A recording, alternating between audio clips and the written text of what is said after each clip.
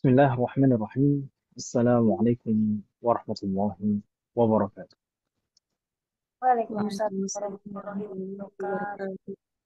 الحمد لله البر الجواد الذي جلت نعمه عن الإحصاء بالأعداد، المانع باللطف والإرشاد، الهادي إلى سبيل الرشاد، الموفق للتفقه في الدين من لطف به واختاره من العباد. أحمده أبلغ حمد أحمده أبلغ حمد وأكمله وأزكاه وأشمله، وأشهد أن لا إله إلا الله الواحد الغفار، وأشهد أن محمدا عبده ورسوله المصطفى المختار، صلى الله وسلم عليه وزاده فضلا وشرفا لديه.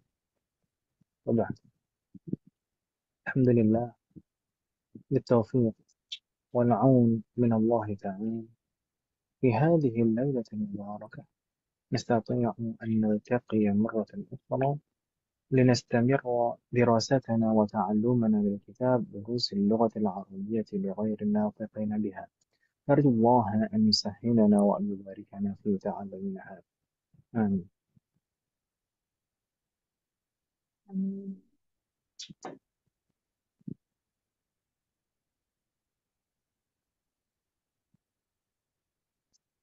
Alhamdulillah umat sekalian, dengan taufik dan pertolongan dari Allah Subhanahu wa taala, kita bisa duduk bersama kembali di majelis kita, yaitu majelis mudarasah, untuk mempelajari uh, hal-hal mendasar di dalam syariat agama Islam yang memang wajib dipelajari oleh setiap muslim. Alhamdulillah yang hadirah ada 4 ummahat.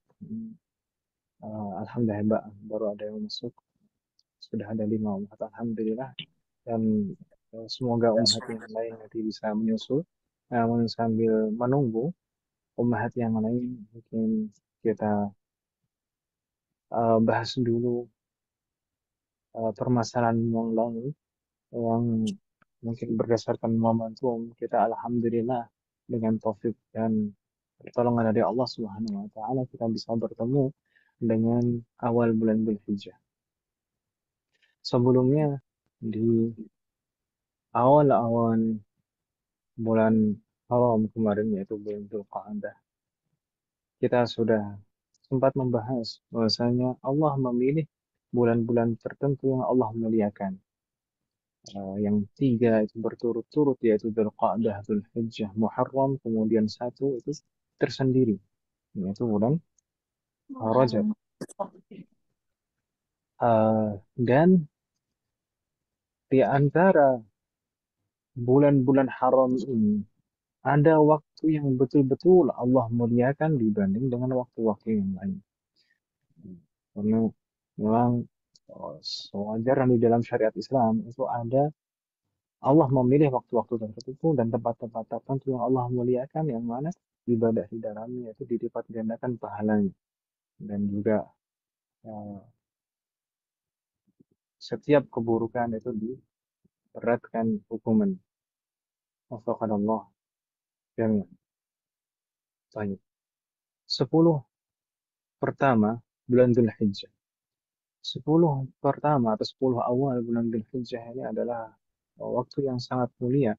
Bahkan Rasulullah SAW di banyak riwayat dengan berbagai lafaz itu menyebutkan tentang afdaliyah, keutamaan dari 10 hari pertama bulan Dzulhijjah ini.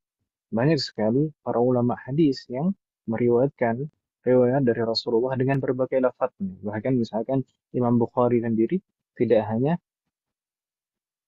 Al-Imam Al-Bukhari rahimahullahu ta'ala tidak hanya satu lafaz yang beliau riwayatkan tentang keutamaan 10 hari pertama bulan Dzulhijjah ini. Di antara riwayat yang diriwayatkan oleh Al-Imam Al-Bukhari rahimahullahu ta'ala adalah uh, sabda Rasulullah sallallahu alaihi wasallam, "Ma min ayyamin al-'amalu shalihu fiha ahabbu ila Allah min hadhihi al-ayyam." Yani ayyamul 'ashr min Dzulhijjah. قالوا يا رسول الله ولا الجهاد في سبيل الله؟ قال ولا الجهاد في سبيل الله إلا رجل خرج بنفسه وماله فلم يرجع من ذلك شيء. Ini salah satu riwayat yang diriwayatkan oleh Imam Al-Bukhari dengan lafaz ini. Yang maknanya, ma min ayyamin, tidak ada satu hari pun al-amal salih fiha ahabbu ila Allah, yang mana semua amal salih. Jadi, lafaznya ma'rifah menunjukkan keumuman.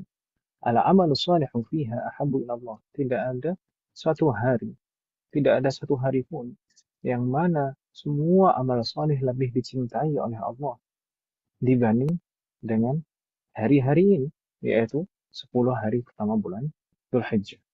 Bahkan ketika itu para sahabat bertanya, "Qalu, ya Rasulullah, ya Rasulullah, walal jihad fi sabilillah." Bahkan jika dibandingkan dengan jihad di jalan Allah, apakah tetap amalan-amal soleh di 10 hari pertama bulan Dzulhijjah itu lebih dicintai oleh Allah meskipun dibandingkan dengan jihad?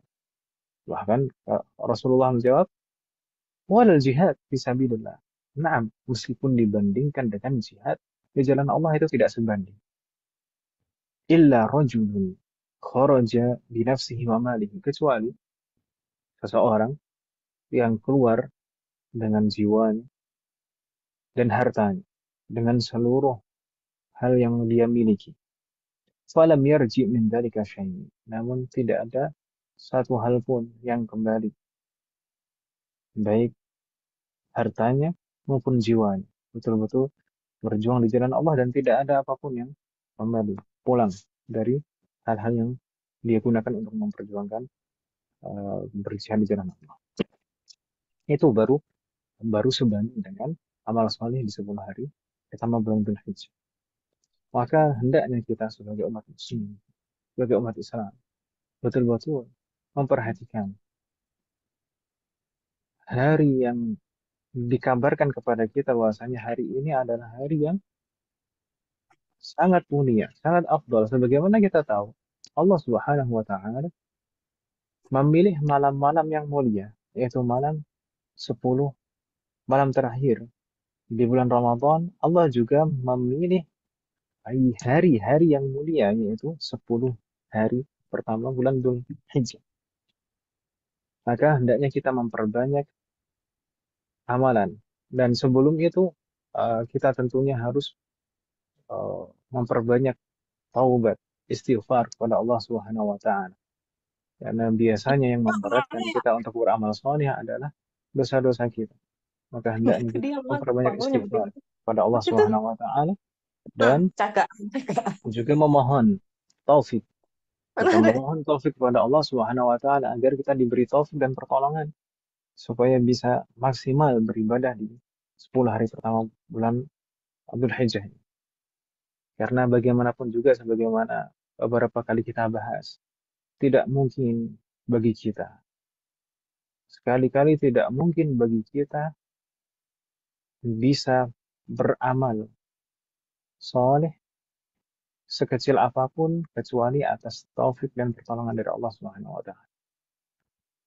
Tanpa taufik dan pertolongan dari Allah Subhanahu wa taala, maka kita tidak ada apa-apanya. Bahkan untuk beramal dengan amal soleh yang sekecil apapun kita tidak akan bisa. Wafaqanallahu jami'an. Semoga Allah selalu memberikan taufik kepada kita semua. Kemudian setelah itu hendaknya kita mengusahakan amal-amal soleh. Mengusahakan amal-amal soleh, memperbanyak amal-amal soleh yang lain. Setelah taubat, kemudian doa memohon taufik kepada Allah, kita perbanyak amal-amal soleh yang lain. Seperti yang kita bahas di awal bulan Dzulqa'dah kemarin, amalan-amalan yang paling mulia adalah amalan-amalan hati yang terkait dengan keimanan kita. Seperti sabar, syukur, qanaah, tawakal,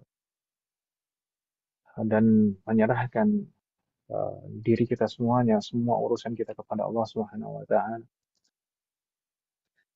Itu adalah amalan yang paling mulia. Kemudian amalan yang berikutnya yang mulia juga adalah salat.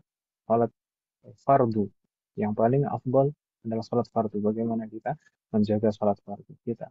Kemudian amalan fisik yang sunnah yang paling afdal juga adalah salat qabliyah ba'diyah.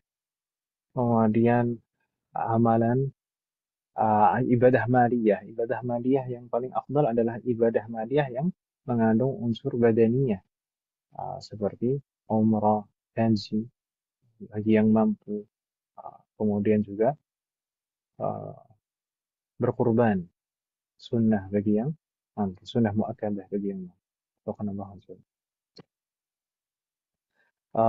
Namun sebenarnya tadi kalau kita sebutkan di dalam hadis tadi yang diriwayatkan dalam satu lafaz yang diriwayatkan oleh Al-Imam Al-Bukhari tadi sifatnya umum. Ma min ayyamin al-amal salihu fiha ahabbu ila Allah. Jadi semua amal salih. Lafaznya umum sekali. Namun demikian sebenarnya juga ada beberapa hadis, beberapa riwayat yang menyebutkan amalan-amalan khusus. Seperti uh, hadis yang lafaznya ma min ayyamin a'zamu 'inda Allah wa la ahabbu ilayhi al-'amalu fihinna min hadhihi al-ayyam al-'ashr min Dzulhijjah fa'akthiru fihinna min at-tahlil wa takbir wa tahmid. Ini hadis ini diriwayatkan oleh Al-Imam Ahmad rahimahullah taala.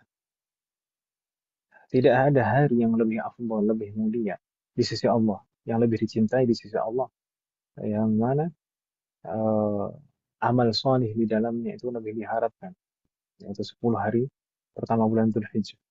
Fa'aksiru fihinna, maka perbanyaklah di dalamnya minat tahlil wa takbir wa tahmid. Perbanyaklah di dalamnya untuk mengucapkan tahlil, yaitu lafaz la ilaha illallah, at-takbir, Allahu akbar, wa tahmid, alhamdulillah. Dan hendaknya ketika kita melafazkannya, juga kita menghadirkan di dalam hati maknanya. La ilaha illallah. Maknanya apa? Tidak hanya sebatas lisan saja kita ucapkan. La ilaha illallah. Maknanya la ma'budu bihaqqin illallah. Tidak ada sesembahan yang berhak untuk disembah selain Allah. Allahu Akbar. Allah Maha Besar dari segala hal, segala sesuatu. Alhamdulillah. Segala puji hanya milik Allah. Ketika kita mengucapkan tahlil, takbir, dan tahmid itu hendaknya kita juga menghadirkan maknanya di dalam hati kita supaya lebih sempurna pahala. Dan makanya juga di beberapa riwayat disebutkan beberapa sahabat itu sangat menekankan terkait takbir di awal bulan Dzulhijjah ini 10 hari pertama bulan Dzulhijjah.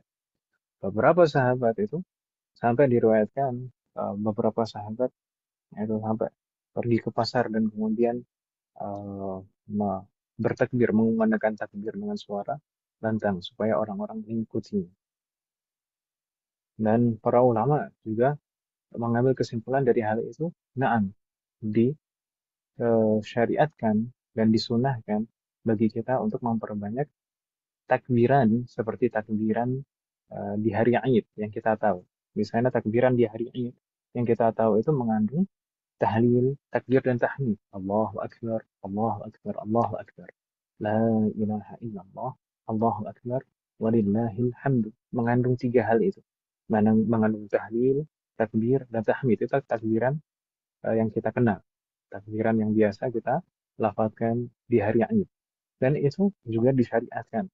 Disyariatkan bahkan sejak tanggal 1 bulan Dzulhijjah. Makanya, Assalamualaikum. Waalaikumsalam warahmatullahi wabarakatuh. Ahlan wa sahlan wa asyurah. Ahlan fikum, Ustaz. Afwan, Baik. Umar. Nah, makanya mungkin ibu-ibu sekalian tidak asing dengan penjelasan dan istilah adanya takbir mutlak dan takbir muqayyad. Ya kan Ibu ya? Nah, Ustaz. Takbir mutlak dan takbir muqayyad. Semua madhab atau biasanya ada penjelasan ini. Wallahu jami'an. Meskipun secara detail mungkin ada beberapa perbedaan dalam beberapa madhab. Lalu dalam madhab Syafi'i, takbir kedua takbir tersebut, pertama takbir mutlak atau takbir itu dimulai sejak awal bulan Dzulhijjah. Awal bulan Hijriyah itu dimulai dari terbenamnya matahari, ya kan Ibu ya? Iya. Jadi sejak terbenamnya matahari di awal bulan Dzulhijjah. Nah, itu kalau misalkan kemarin kita tanggal satunya tanggal 8 ya kan Ibu ya, tanggal 8 itu Sabtu. Berarti ketika di hari Jumat maghrib, hari Jumat ketika sudah maghrib itu sebenarnya itu sudah masuk tanggal 1 bulan Dzulhijjah. Maka di sana mulai disyariatkan sunnah takbir mutlak.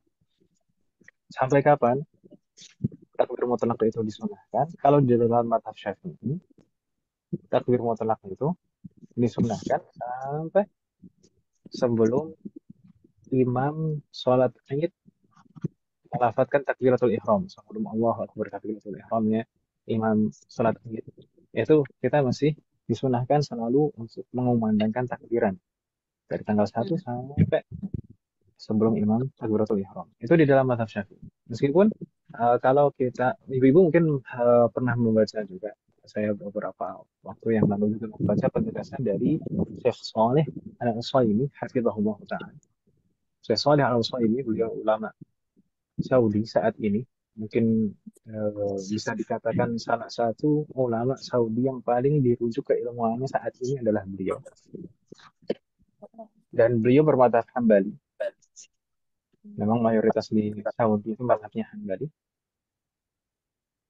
Beliau menjelaskan kalau takbir mutlak itu berakhir sampai akhir hari tasyrik. Eh, ini berbeda dengan yang saya sebutkan tadi. Kalau di dalam mazhab Syafi'i itu sampai sebelum imam takbiratul ihram. Maksudnya imam sholat itu takbiratul ihram. Itu takbir mutlak. Kalau dalam mazhab Syafi'i. Jadi kalau misalkan setelah setelah sholat Id, kalau dalam mazhab Syafi'i setelah sholat Id itu tidak ada takbir mutlak lagi. Adanya takbir muqayyad. Gitu ya, Bu ya. Jadi bukan sepanjang waktu disunahkan untuk memperbanyak takbiran, tapi adanya takbir muqayyad. Takbir muqayyad itu yang mana? Takbir muqayyad itu maksudnya terikat, terikat dengan sebab. Sebabnya adalah salat. Jadi kalau takbir mutlak tadi tidak terikat dengan sebab. Jadi sepanjang saat, sepanjang waktu, sepanjang tempat, boleh kita kita disunahkan untuk memperbanyak takbir, takbir mutlak. Tapi kalau takbir muqayyad itu terikat dengan sebab. Sebabnya adalah salat. Salat apa? Salat fardu dan salat sunnah. Sama-sama disunahkan setelah salat fardu dan setelah salat sunnah untuk takbir, membaca takbiran. Allahu Akbar, Allahu Akbar, Allahu Akbar. La ilaha illallah, Allahu Akbar, Allahu Akbar. Walillahilhamd. Baik. Takbir mutlak itu waktunya dari kapan sampai kapan? Takbir mutlak itu waktunya 5 hari. Dimulai sejak fajar, dimulai sejak setelah sholat subuh hari Arafah. Mutlak. Setelah sholat subuh hari Arafah. Kalau hari Arafah nanti di negara kita hari apa? Hari hari Ahad. Hari Ahad. Hari Ahad. Nah, setelah sholat subuh di hari Ahad itu kita disunahkan untuk membaca takbir. Takbiran Allahu Akbar, Allahu Akbar, Allahu Akbar, la ilaha illallah, Allahu Akbar, Allahu Akbar wa lillahil hamdu. Nah, itu setelah sholat subuh. Demikian juga tidak hanya setiap setelah sholat fardu, tapi juga setiap setelah selesai sholat sunnah juga. Misalkan sholat duha, sholat qabliyah, sholat ba'diyah, atau sholat-sholat sunnah yang lain. Itu juga disunahkan untuk membaca takbir. Langsung setelah salam, kemudian langsung takbir. Seperti itu. Baru setelah selesai takbir, kemudian zikir. Takbirnya berapa kali? Minimal sekali. Boleh lebih dari itu. Lebih afdal. Allah jami. Lalu kapan sampai kapan? Saya bilang tadi waktunya 5 hari. Jadi dimulai dari hari Arafah, kemudian hari Aid, hari raya, dan 3 hari tasyrik. 3 hari tasyrik. Terakhirnya itu kapan tepatnya? Yaitu setelah sholat asar di hari tasyrik terakhir. Setelah sholat asar di hari tasyrik terakhir. Kalau nanti kita hari tasyriknya berarti Selasa, Rabu, Kamis. Berarti sholat asar di hari Kamis itu masih disyariatkan, disunahkan untuk membaca takbiran. setelah sholat asar di hari Kamis. Setelah itu, setelah sholat maghrib sudah tidak disunahkan. Begitu Ibu ya? Mm-mm. Wafakanallahu jami'an. Baik. Takbir mutlak minta ini. Dan selain itu juga, wah sekalian masih ada amalan-amalan lain yang dianjurkan selain memperbanyak takbiran. Wafakanallahu jami'an. Itu hendaknya kita juga memperbanyak puasa. Bahkan diriwayatkan bahwasanya Rasulullah SAW puasa 9 hari, 9 hari di awal bulan Dzulhijjah ini.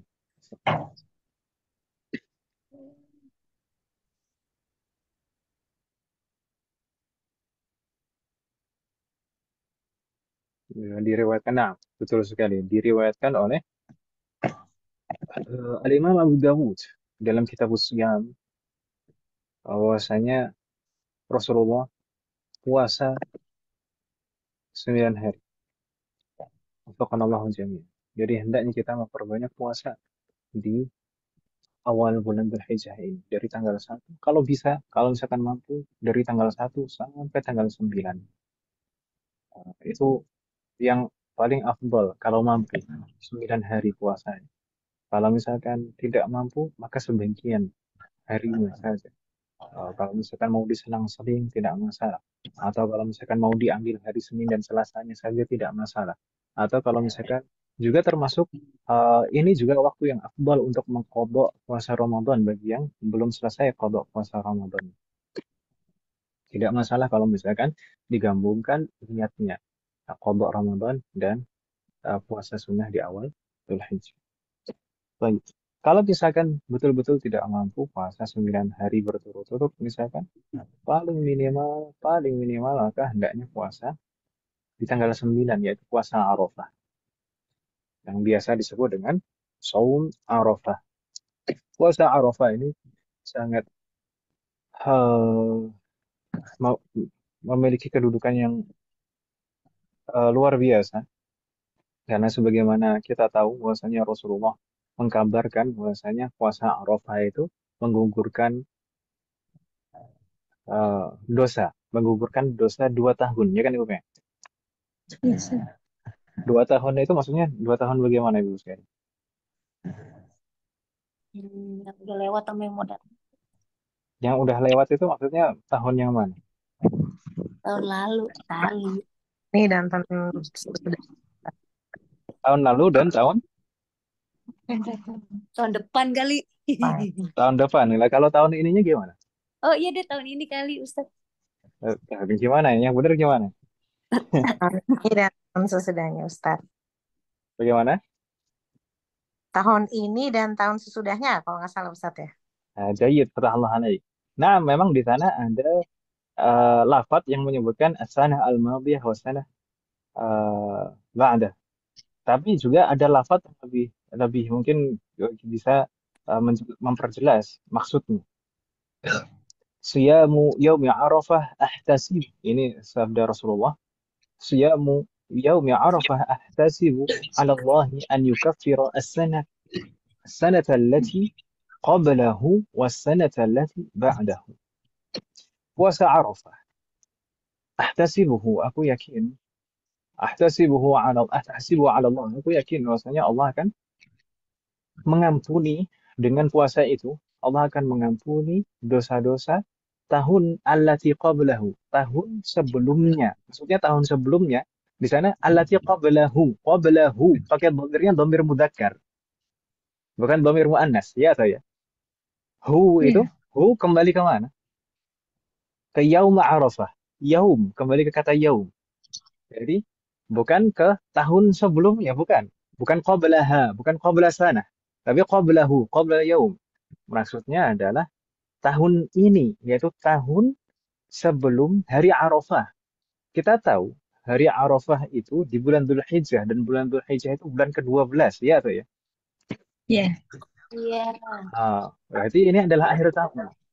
Maksudnya tahun yang diampuni, yang tahun pertama yang diampuni adalah tahun ini, yaitu tahun yang sebelum hari Arafah. Wasanah allati ba'dahu. Lagi-lagi pakai dhamir mudzakkar. Dan tahun setelahnya, maksudnya tahun setelah hari Arafah.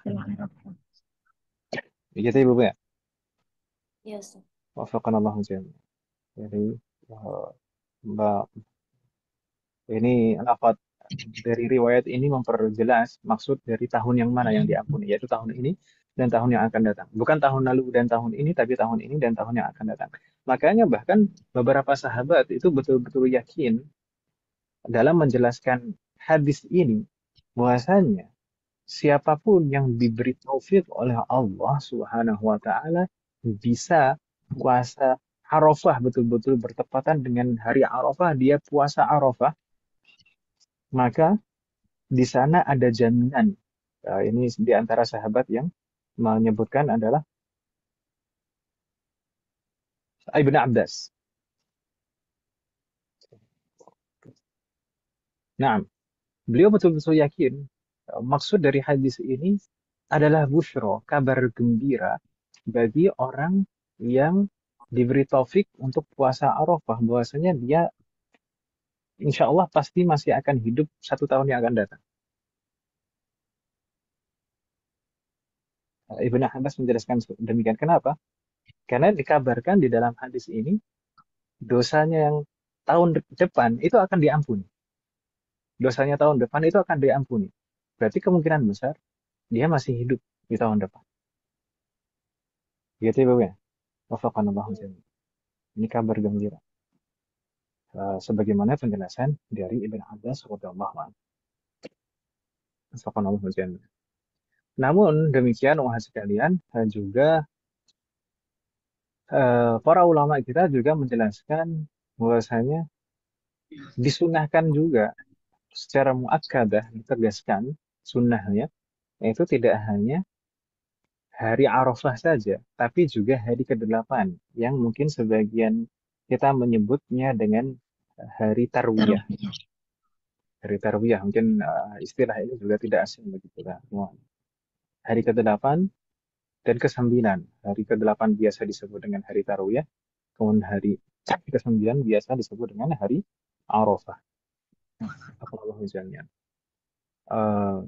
Kenapa kok disunahkan juga secara muakkadah puasa di hari ke-8 untuk jaga-jaga.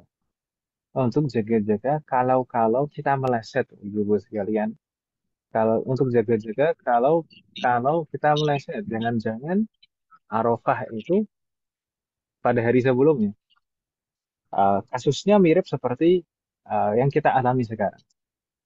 Di negara kita, hari atau hari pertama, tanggal 1 bulan Dzulhijjah, itu tanggal 8, hari Sabtu.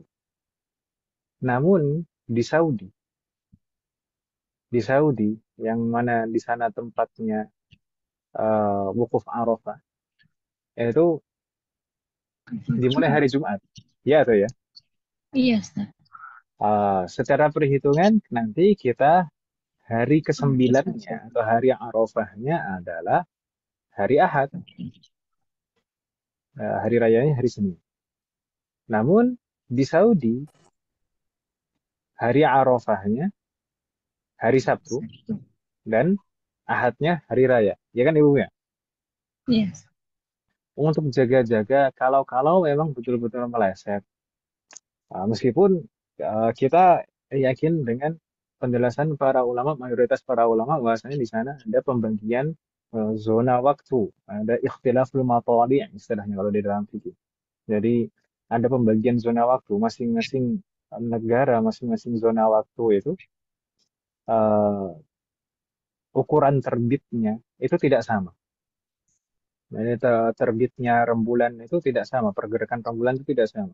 Nah, misalkan di hari Jumat, rembulan bulan baru itu belum nampak sama sekali di Indonesia, tapi setelah bergeser semakin ke barat, di Saudi nampak bulan baru. Tapi di Indonesia belum nampak hari Jumat. Hari Jumat. Nampaknya di hari Sabtu setelahnya. Dan berdasarkan itu para ulama, mayoritas ulama meyakini adanya ikhtilaful matali', perbedaan pembagian zona waktu. Jadi sangat wajar sekali kalau misalkan ada pembagian zona waktu seperti itu, akan ada perbedaan hari. Bulan Hijriah seperti sekarang ini. Kita hari tanggal satunya hari Sabtu di Saudi, hari Jumat.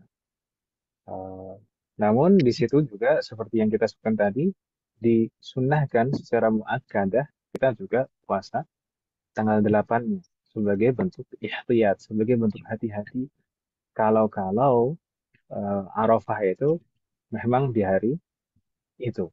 Begitu Ibu ya? Wafaqanallahu jami'an. Jadi eh, puasa di tanggal 8 itu ada dua sebab kenapa ditegaskan di sana hukum sunnahnya. Pertama, karena memang itu bagian dari 10 hari pertama bulan Dzulhijjah. Kemudian, nah, di 10 hari pertama bulan Dzulhijjah kan disunahkan, disyariatkan untuk memperbanyak amalan-amalan soleh. Dan kemudian sebab yang kedua adalah kehati-hatian itu tadi. Kehati-hatian kalau-kalau itu adalah hari Arafah. Sebagaimana juga puasa hari Arafah. Puasa hari Arafah itu juga ada dua sebab menjadi muakkadah. Karena memang itu bertepatan dengan Yaumul Arafah dan juga bagian dari 10 hari pertama bulan Dzulhijjah. Wafaqanallah. Mungkin ada terkadang tuh ada yang bingung seperti tahun lalu kan ada yang bingung juga. Ada Ustaz, bukannya hari Arafah itu patokannya adalah wukuf Arafah. Ya kan Ibu ya? Kadang kan ada yang bilang seperti itu. Jadinya jadinya agak Ya. plan gitu. Ya, plan itu maksudnya begini. Puasa Arafahnya misalkan nanti ya, misalkan nanti mungkin ada juga yang plan puasa Arafahnya nanti hari Sabtu tapi hari rayanya hari Senin. Mana ada seperti itu? Enggak ada. Enggak ada mazhab yang mengatakan seperti itu. Jadi namanya hari Arafah ya setelahnya pasti hari raya. Jadi begini Ibu sekarang, patokannya itu adalah hari, waktu, bukan tempatnya. Gitu Ibu ya. Wafaqanallahu jami'an.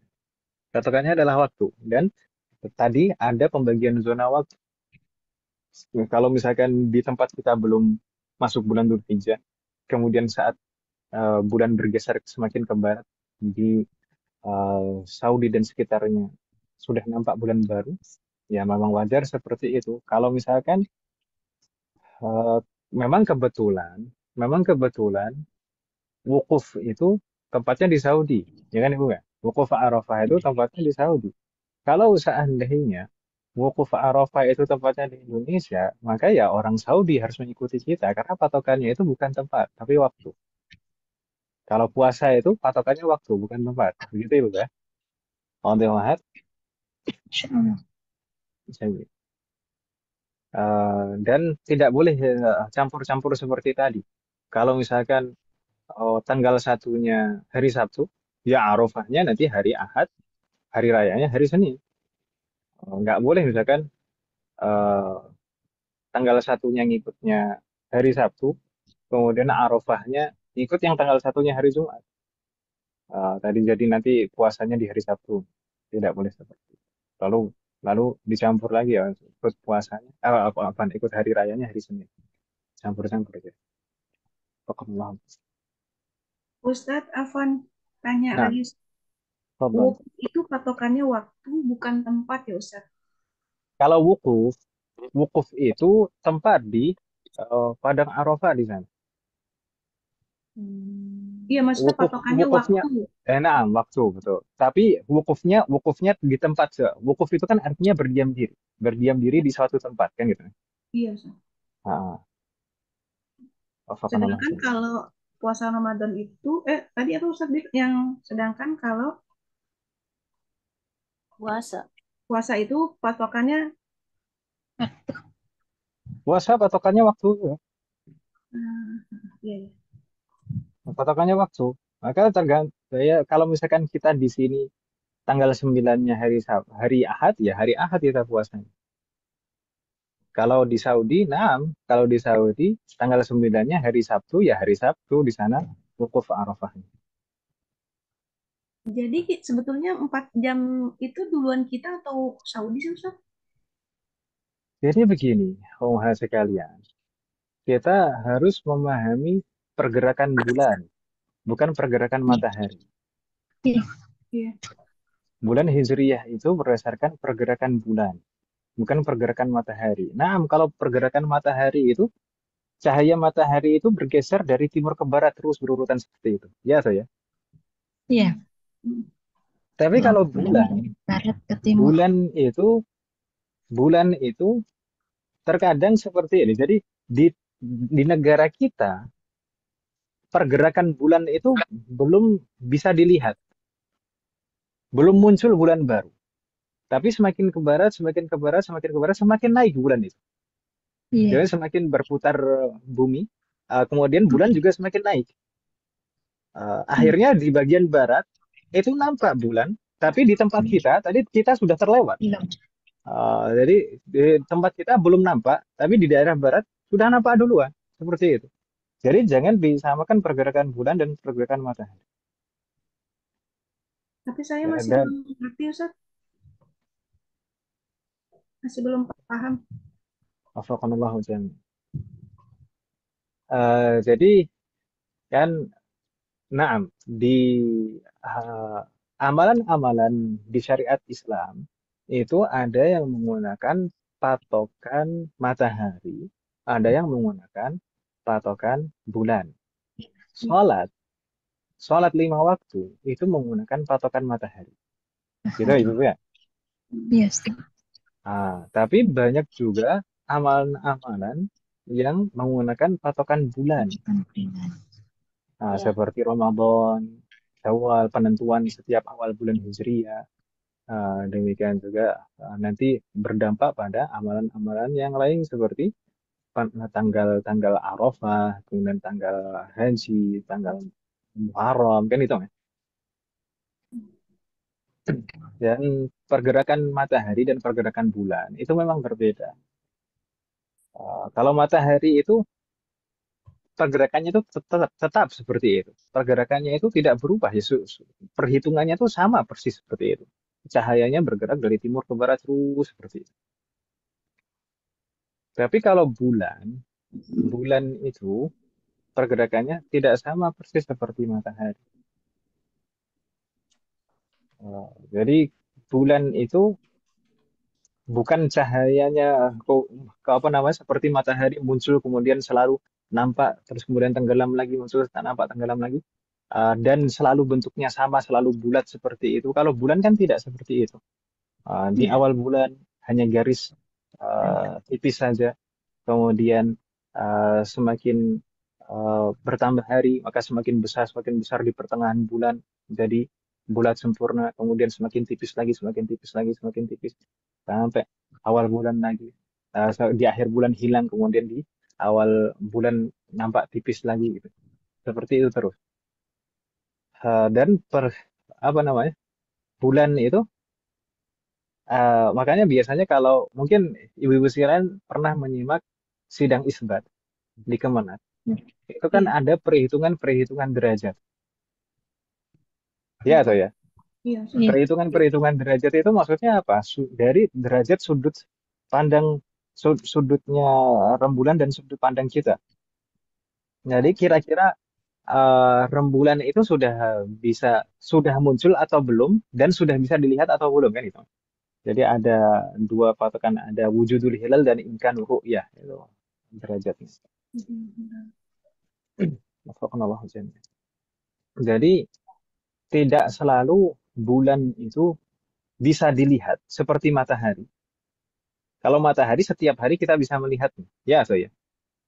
Iya. Kalau bulan di akhir bulan, bulan di akhir bulan, Kita rembulan gugur. di akhir bulan itu Nggak kelihatan. belum kelihatan, ya kan Ibu ya? Iya.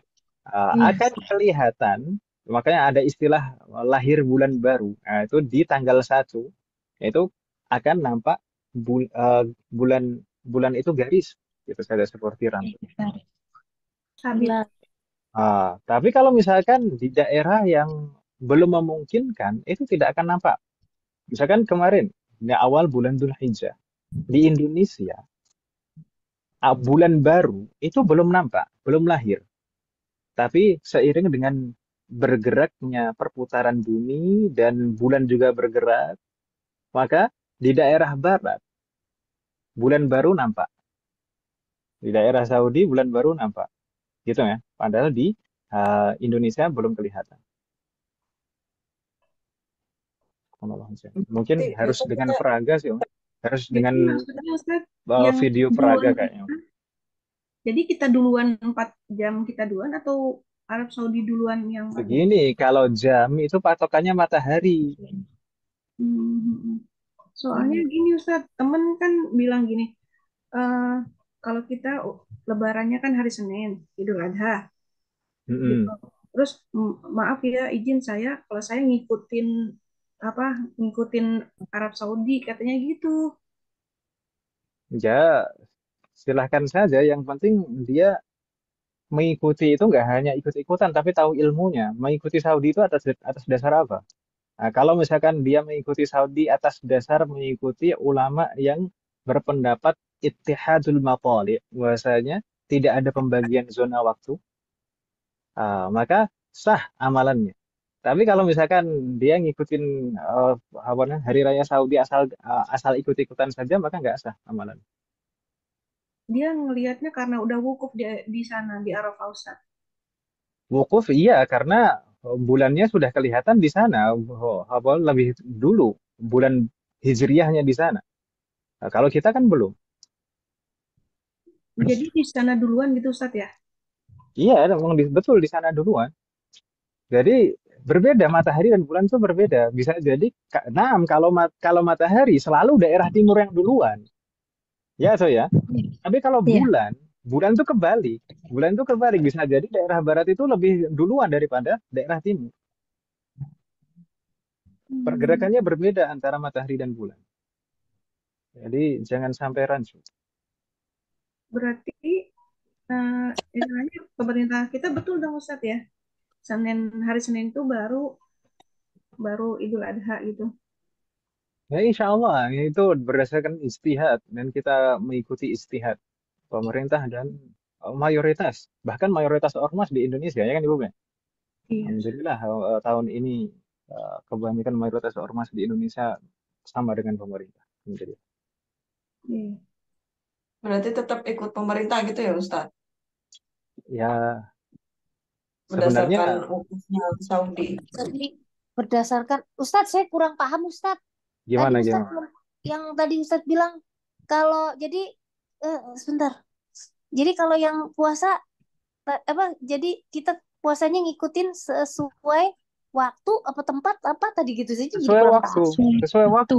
Ya, Waktu sesuai di waktu. tempat kita berada kan, Ya, betul. bukan Waktu waktu tempat kita tempatnya berada. si orang Arab kan? Bukan. Iya, Tahu iya, iya. tanggal 9-nya kita nanti hari Ahad, ya hari Ahad itu kita berpuasa. Itu hitungannya hari Arafah bagi Iya, kita. iya, iya. Oke, jadi tempat waktu berdasarkan ya, ya. Ya, berarti ikut tetap balik lagi ikut pemerintah setempat gitu ya. Ya kalau simpelnya sih gitu ya. Simpelnya kalau udahlah nggak kalau dipikir pusing, ya udah ikut pemerintah aja lagi. Iya, Iya.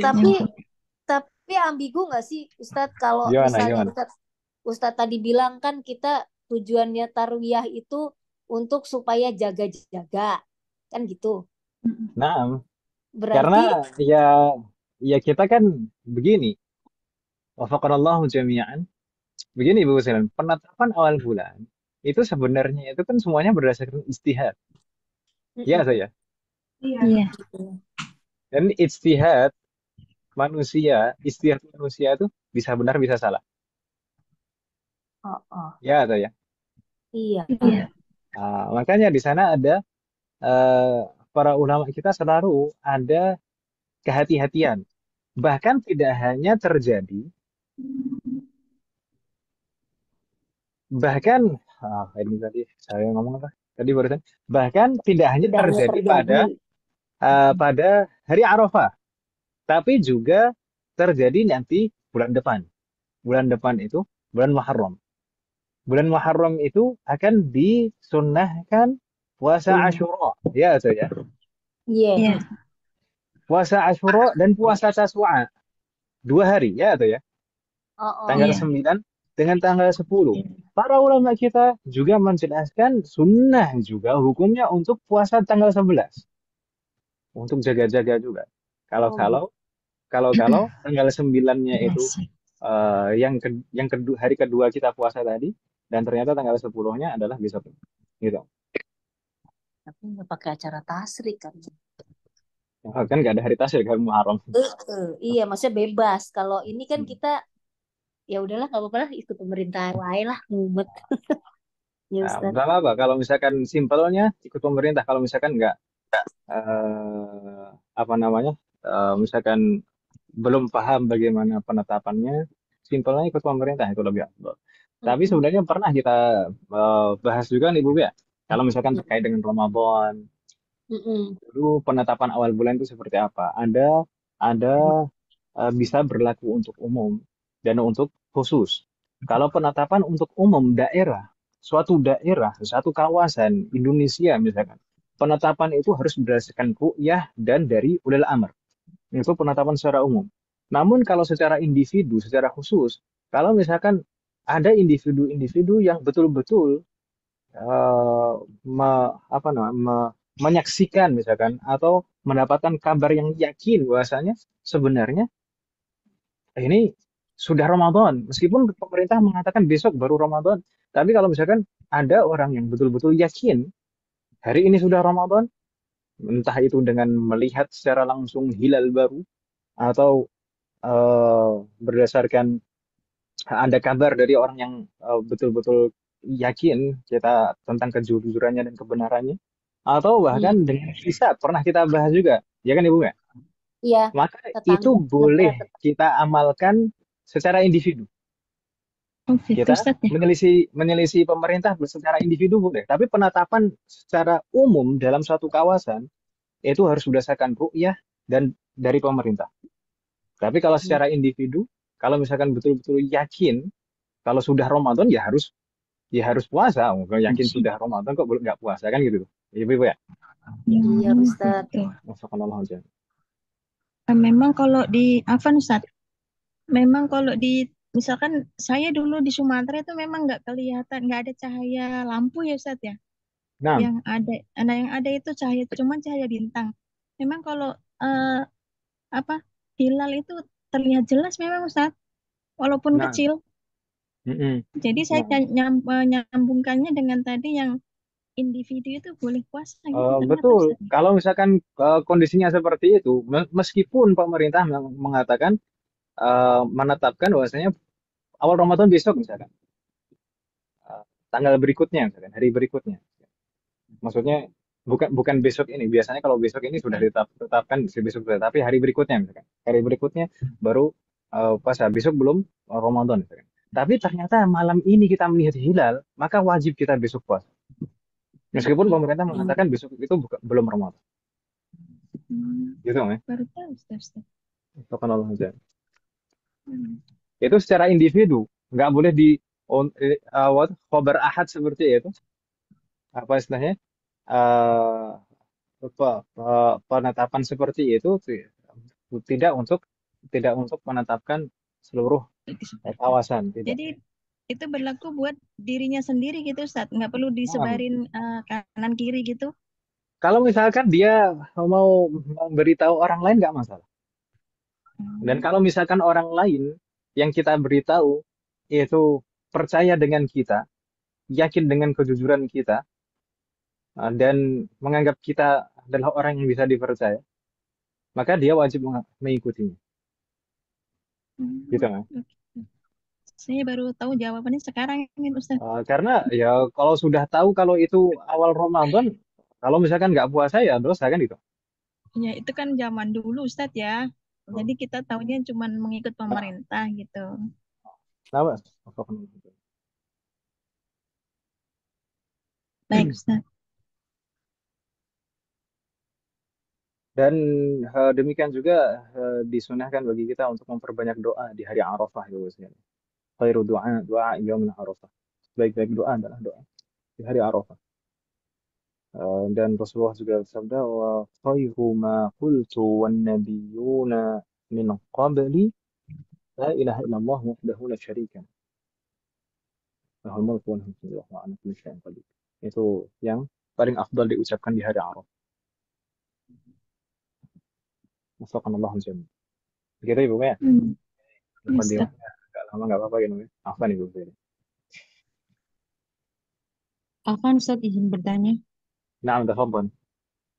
Tadi kan hari Arafah itu berkaitan dengan waktu ya, Ustaz, tentang puasanya. Sebenarnya penamaan eh, hari Arafah, hari Tarawih itu berkaitan dengan apa ya, Ustaz? Kan bukan berkaitan dengan wukuf ya. Bagaimana, Ustaz? Mohon penjelasannya. Eh, nah, memang pertama penamaan hari Arafah itu memang berawal dari wukuf itu. Dan wukuf itu kan juga tanggal 9 juga. Ya kan, Om? Nah, harinya juga disebut hari Arafah. Eh, Sebenarnya wukuf sendiri, nah, wukuf itu di tempat. Wukuf itu berdiam diri di tempat secara bahasa. Tapi wukuf itu kan juga harus tanggal 9. Dan penanggalan itu berdasarkan pergerakan bulan tadi. Kalau langsung.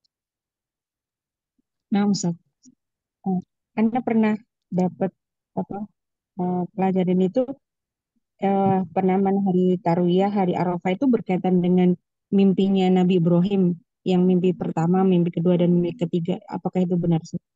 Penamaan Oh, saya nggak tahu. Arafah, Tarwiyah gitu. Allah alam, saya tidak tahu. Apa? Arafah ya'rifu Arafah. Apa maksud? Apa?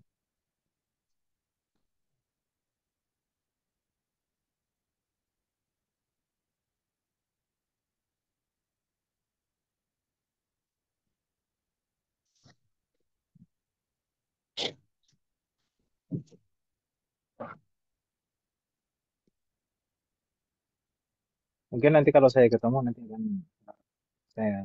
Jadi gini, jadi Arafah itu hari di mana Nabi Ibrahim apa mengetahui beri itu mengetahui bahwasanya mimpi itu benar dari Allah gitu, mimpi yang kedua itu.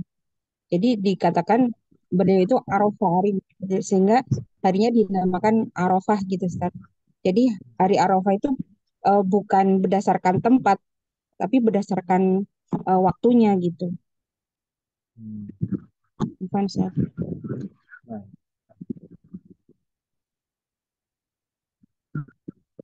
Allah alam, saya tidak tahu. Nanti kalau misalkan saya ketemu penjelasan, saya sampaikan untuk sebab penamaannya. Nah, memang penamaan itu selalu ada sebabnya, gitu. Dan bahkan semua bulan itu juga eh, nama-nama bulan itu juga ada sebab-sebabnya penamaan. Tokoh nama Husain. Eh, tapi nanti coba saya pastikan lagi. Allah alam. Eh, Kalau Arafah itu sebagai nama hari. Tapi kalau wukufnya harus di tempat.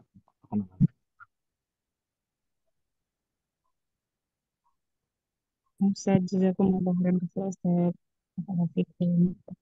Allah alam, saya minta maaf. Saya manusia biasa. Kalau ada kekurangan saya minta. Mungkin ini insya Allah nanti coba. Baik. Ada pertanyaan Om, sebelum kita? Assalamualaikum warahmatullahi wabarakatuh, Ustaz. Waalaikumsalam warahmatullahi wabarakatuh. Aku izin bertanya, Ustaz. Tafadhol. Assalamualaikum. Tentang yang tadi waktu mulainya 1 Dzulhijjah itu, Ustaz ya, untuk daerah Arab ini kan memang semuanya kebanyakan sebagian besar itu mengikuti Saudi. Nah, ini ada satu teman yang tanya di Oman kan juga tuh tetangga sama Saudi, tapi dia selalu berbeda gitu, Ustaz. Jadi ikut Indonesia gitu sama waktunya dengan Indonesia. Terus kalau seperti itu Arafahnya itu tetap mengikuti pemerintah yang dimana tuh sama dengan Indonesia atau bagaimana, Ustaz? Baik. Secara geografis itu Oman itu di sebelah mananya Saudi? Oman tuh di bawah ya, di, di bawahnya Saudi, Berarti sebelah kalau timurnya Saudi. timurnya Saudi Om ya. Jadi kalau Ya, misalkan dari Indonesia itu sebelum Saudi. Kalau iya, Oman dulu baru Saudi. Allah. Sebelah utaranya Yaman. Jadi itu selalu berbeda Ustadz. Jadi setiap selama saya tinggal di sana pun selalu berbeda. Baik Idul Fitri, Idul Adha. Jarang-jarang yang pokoknya hampir sama dengan Indonesia gitu. Karena memang di sana kan pemerintahnya juga bukan sunnah ya Ustadz ya. Mungkin pakai perhitungan ini kali Ustadz. Hisap kali. Nisab. Hisap apa nisab sih? Tapi kalau hisab zaman sekarang itu eh, biasanya itu sangat sangat dekat dengan ru'yah. Berbeda dengan hisab zaman dahulu. Hisab zaman dahulu, zaman-zaman di zaman Rasulullah, zaman sahabat, zaman tabi'in, itu hisab itu belum sedetil sekarang. Kalau sekarang itu hampir hampir akurat hisab zaman sekarang. Oh, kalau nggak bisa dikatakan akurat ya hampir akurat. Nah, jadi hanya saja kalau selama ini biasanya ada perbedaan antara eh, pemerintah dan misalkan Ormas Muhammadiyah itu biasanya bukan karena perbedaan hasil, bukan, tapi karena perbedaan patokan. Karena Muhammadiyah itu hisabnya itu menggunakan patokan wujudul hilal. Yang penting hilal sudah ada, maka itu sudah masuk bulan baru. Entah itu bisa dilihat atau enggak. Tapi kalau pemerintah, patokannya itu adalah imkanur ru'yah. Imkanur ru'yah itu bisa dilihat atau enggak. Ya, kalau misalkan bulannya ada tapi nggak mungkin untuk dilihat, masih terlalu rendah, ya berarti belum bulan baru. Jadi seperti itu. Jadi beda patokan aja yang menyebabkan perbedaan kalau saat ini. Kalau misalkan Oman biasanya menetapkan itu mungkin kebetulan aja Om, kebetulan sama dengan Indonesia kan seperti itu ya. Ya karena kan kalau penetapan awal bulan itu ya eh, perbedaannya itu kan kemungkinan hanya sehari saja kan Om. Jadi kalau misalkan Iya, IMA sama dengan Indonesia atau sama dengan Saudi sudah gitu. Hanya dua iya, pilihan itu saja. Nggak mungkin iya. sebelumnya lagi, nggak mungkin setelahnya lagi kan nggak mungkin seperti itu. Jadi kalau misalkan sama dengan Indonesia itu suatu kebetulan.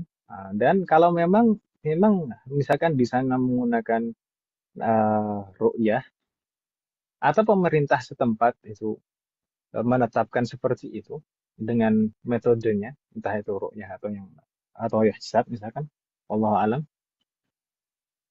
maka yang lebih afdol tetap mengikuti pemerintah setempat untuk menjaga persatuan umat Islam. Nah, Ustadz. Allah. Jadi Arafahnya tetap hari Nah, Ahad ya Ustadz ya. nah, jadi tetap sesuai dengan waktu yang ditetapkan di sana.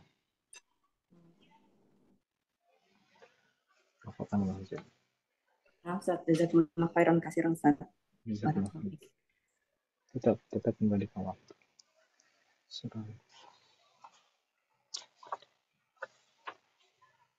Oke, Ustaz, izin bertanya, Ustaz, Tafadhal.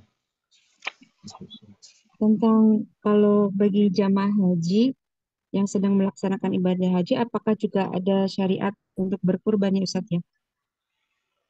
Ya, atau kalau Rasulullah Oh dulu iya. kan pas haji menyembelih haji. Nah, haji itu apa ya, Ustaz? Karena belum jelas. Mohon pencerahannya, Ustaz. Jazakumullah khairan.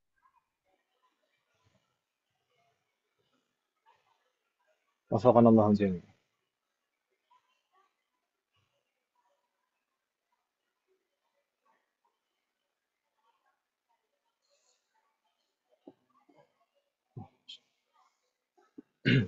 Tadi saya sempat terlewat.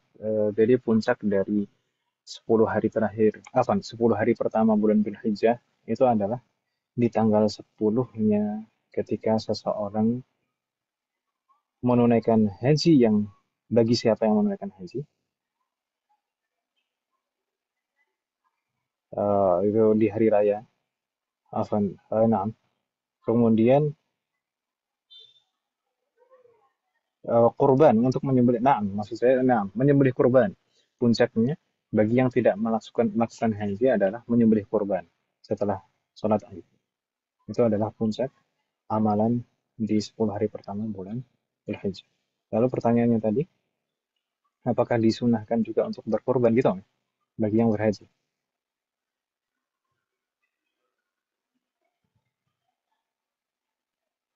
Nah, Ustaz.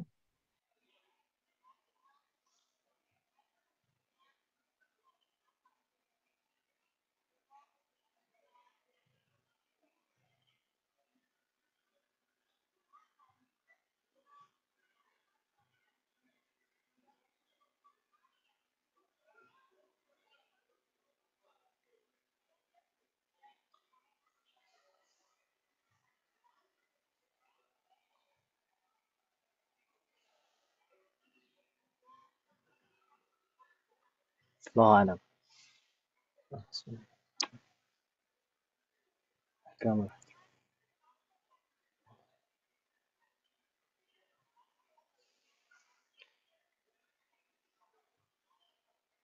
Ya, ini pertanyaannya Bu Siti ini selalu bikin saya. Apa Insya Ustaz? Allah. Soalnya ada saudara yang pergi Nah, haji terus beliau bertanya.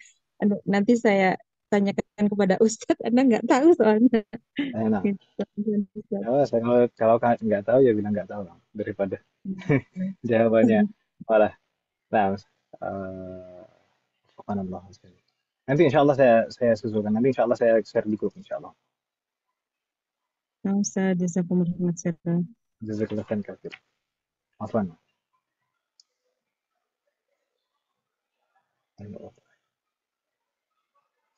Subhanallah. Kalau misalkan terkait jamaah haji, yang wukuf di Arafah, itu apakah juga disunnahkan untuk berpuasa Arafah, Mas Gadi? Enggak usah. Iya atau enggak? Enggak ya, Ustaz. Hmm? Atau ada perincian? Nah, jadi Subhanallah. بل يندب صوم ما قبله من الأشهر ومحل ندب صومه لغير الحاج. محل ندب صومه لغير الحاج. Itu yang disunnahkan untuk berpuasa Arafah adalah selain yang menunaikan haji. Amma huwa, adapun yang menunaikan haji, fa in arafa annahu yasilu arafata laylan sunna lahu sawmuhu wa illa sunna lahu fitruhu. Adapun orang yang melakukan haji, yang menunaikan ibadah haji, jika dia sampai di padang Arafah itu malam hari, maka sunnah hukumnya baginya untuk puasa di siang harinya. Tapi kalau misalkan sampainya tidak di malam hari, sudah fajar misalkan, maka eh, tidak disunahkan baginya untuk berpuasa. Gitu.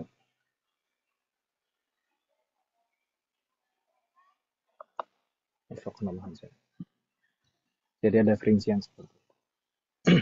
Ini berdasarkan mazhab Syafi'i Indonesia. Subhanallah. Tapi kalau misalkan kondisinya ada masyaqqah di sana maka beda lagi.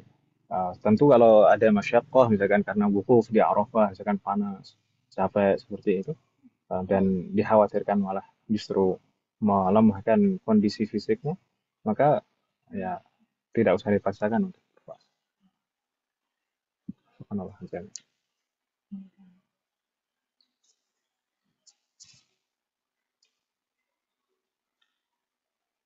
Allah. Tadi pertanyaan dari Bu Siti tadi, pertama sebab penamaan Arafah ya. Dan Nah, Arafah dan masalah Tarwiyah. udhiyah, berkurban Tarwiyah dan Arafah. bagi yang menunaikan haji, insyaallah. Nanti kalau misalkan saya lupa, tolong ditagih atau misalkan ditulis di grup, Om, biar saya nggak lupa pertanyaannya. Wafaqqanallahu a'lam. Allah, Ustaz. Syukran, Ustaz. Barakallahu fikum. Waktunya tinggal sedikit, ibu sekalian. Ya, sallallahu warana. Tapi mudah-mudahan manfaat lah yang kita bahas ini tadi. Wafaqqanallahu jami'an. Kita coba buka ibu sekalian pembahasan kita yang lalu. Kita masih di Sulamut Taufiq dan di pembahasan pembatal keislaman. Kita terakhir kemarin membaca qauluhu al-muallif rahimahullah ta'ala wa nafa'ana bihi wa bi'ulumihi fid dharain. أمثلة الردة بالقلب أي الاعتقادات الكفرية، فمن الأول الشك في الله أو في رسوله أو القرآن أو اليوم الآخر أو الجنة أو النار أو الثواب أو العقاب ونحو ذلك مما هو مجمع عليه أي معلوم من الدين بالضرورة مما لا يخفى عليه. أو من اعتقد فقد أو نفي صفة من صفات الله الواجبة إجماعا مما دل عليه العقل كالعلم. أو من نسب له تعالى صفة يجب تنزيهه عنها إجماعا مما يدل العقل على أنه نقص في حقه تعالى كالجسم. أو من حلل محرما بالإجماع معلوما من الدين بالضرورة مما لا يخفى عليه كالزنا واللواط والقتل والسرقة والغصب أي أخذ أموال الناس بغير الحق قهرا. Sampai di situ kemarin Ibu ya? Halo. Iya, Ustaz. Ya, Ustaz. Wafaqqanallahu jami'an. Kemarin yang terakhir au man halala muharraman, termasuk keyakinan yang menyebabkan seseorang jadi kufur, keluar dari keislaman, wala'iyadu billah, adalah ketika seseorang menghalalkan perkara-perkara yang haram secara ijma', yang mana semua orang mengetahui. Ma'lumun minad dini bidharurah, mimma la yakhfa alaihi. Ya, semua orang tahu hukum kalau ini haram. Ini perlu digarisbawahi Ibu sekalian. Muharraman bil ijma' ma'luman minad dini bidharurah. Ini perlu digarisbawahi. Jadi bil ijma'. Jadi kalau misalkan seseorang mengatakan bahwasanya sesuatu itu boleh misalkan, atau tidak haram lah misalkan, mengatakan seperti itu. Tapi menurut keyakinan kita perkara ini haram. Menurut kita suatu perkara itu haram, tapi ada orang mengatakan, oh ini tidak haram. Kalau perkara ini memang mujma'un alaih, perkara yang memang disepakati oleh semua ulama dan ma'lumun minad dini bidarurah, semua orang tahu kalau ini haram, seperti zina, liwat, kemudian mengkonsumsi minuman yang memabukkan misalkan seperti itu dan seterusnya. Itu semuanya tahu kalau itu haram bil ijma'. Tapi kalau misalkan ada perkara yang mukhtalaf, perkara yang ada perbedaan pendapat di dalamnya. Ada yang mengatakan itu haram, ada yang mengatakan itu tidak haram. Kalau misalkan ada yang menyelisih itu, misalkan kita meyakini itu haram dan kita tidak melakukannya. Tapi ada orang lain mengatakan itu tidak haram. Kalau perkara ini memang perkara yang ada perbedaan pendapat di kalangan ulama, maka orang yang mengatakan tidak haram itu tidak kafir seketika itu. Begitu Ibu ya? Ada yang mahat? Contohnya apa? Contohnya misalnya, ini mungkin bisa dikiaskan ke yang lain. Contohnya misalnya rokok lah misalkan. Rokok mungkin kebanyakan dari kita yang hadir di sini mengikuti pendapat bahwasanya rokok itu haram. Ya kan Ibu? Dan mayoritas ulama memang mengatakan demikian. Berpendapat bahwasanya rokok, syurbud dukhan atau syijar itu haram. Bahkan ulama madhab syafi'i sekalipun, mayoritas madhab syafi'i akhir-akhir itu menyebutkan bahwasanya rokok itu haram. Namun jika ada yang mengatakan bahwa rokok itu nggak haram, rokok itu makruh misalnya seperti itu. Ya kan, Mas? Sebagian orang kan, kebanyakan orang Indonesia mengatakan seperti itu. Rokok itu makruh. Maka bukan berarti dia menghalalkan yang haram secara ijma. Tidak, ini perkara yang mukhtalaf. Ini perkara yang memang ada perbedaan pendapat. Maka yang menyelisihi tidak kafir saat itu. Begitu Ibu ya? Wallahu a'lam. Nah, gimana Ustaz Afwan mau tanya, ada Nah, teman tafadhol. sedang kuliah di Korea Selatan, terus dia alhamdulillah ya Ustaz ya, maksudnya untuk masalah makanan itu dia amat sangat menjaga sekali gitu Ustaz kehalalannya. Nah, Jadi dia tuh masak Ustaz setiap hari, kemana-mana juga bawa makanan sendiri yang dia masak gitu Ustaz.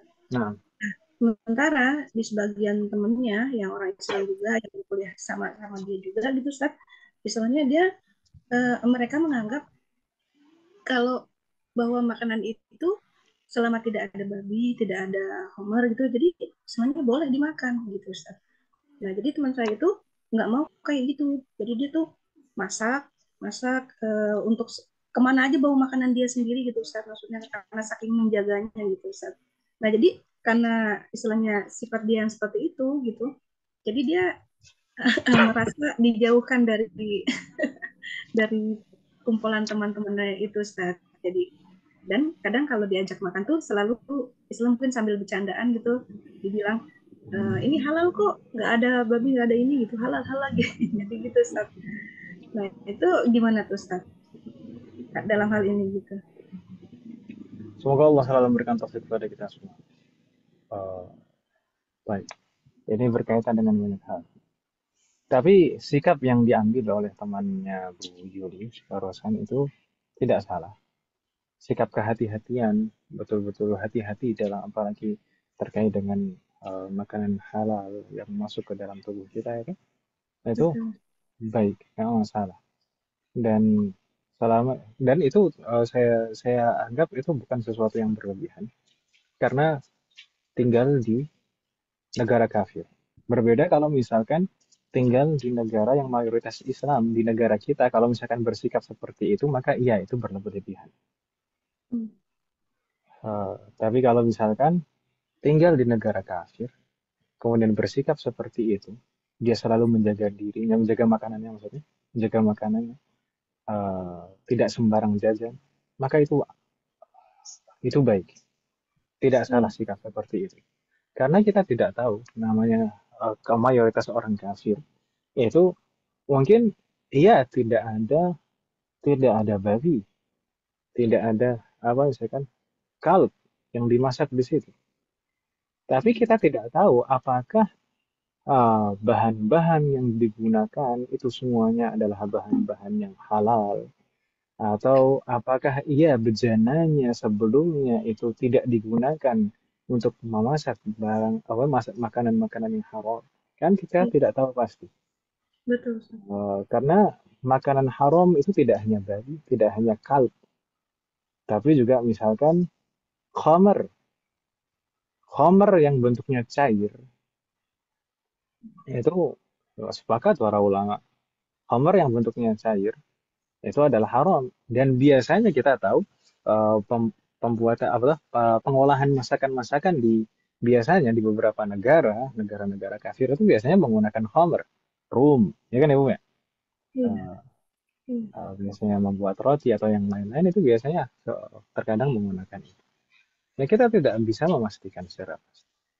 Allah a'lam. Makanya kalau mengambil sikap hati-hati seperti itu baik saja nggak masalah. Karena hidup di negara kafir yang mayoritas orang kafir. Tapi kalau misalkan itu dilakukan di Indonesia maka tidak tepat. Itu berlebihan namanya. Gitu Mas. Baik Ustaz, jazakumullah khair. Jazakallah khair. Namun saya seketika mendengar pertanyaan ini tadi, saya seketika itu teringat dulu waktu saya masih kuliah, di semester 4 kalau tidak salah. Ketika itu salah satu dosen usul fikih saya itu adalah Dr. Hisham Ibn Hisham, hafizahullah taala. Eh, Semua mahasiswa itu sangat menghormati beliau, dari segi keilmuan, adab itu luar biasa. Baik, beliau pernah menyampaikan nasihat itu. Dan itu ternyata relevan dengan cerita-cerita yang saya dapatkan di masa-masa setelahnya. Karena di beberapa bulan yang lalu saya juga bertemu dengan orang Suriah yang tinggal di Bogor sekarang. Dokter juga, alumni Madinah, sekarang ngajar di Bogor. Itu juga cerita dengan kasus yang hampir mirip. Jadi Dr. Hisham tadi itu memberikan nasihat, jangan terlalu mudah untuk berpindah tinggal di negara yang mayoritas kafir.